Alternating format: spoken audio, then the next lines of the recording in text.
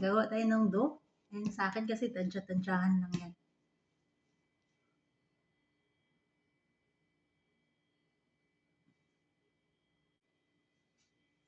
Tiin natin sa gitna.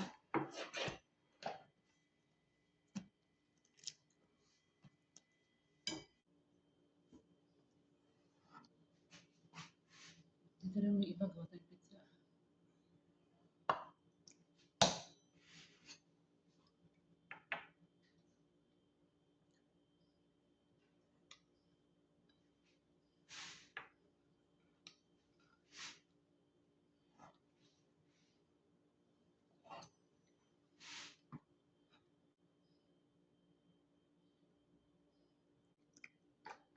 Pinalamanan ko siya ng cheese.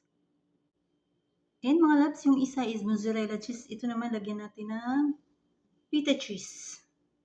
Yan. Ayan na yung ating croissant. Ngayon, lagyan natin siya ng egg yolk sa ibabaw para maganda ang kanyang color.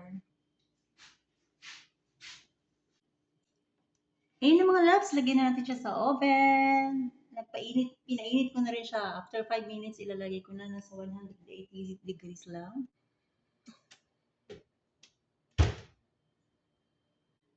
Habang nakasalang yung ating croissant, kain muna tayo.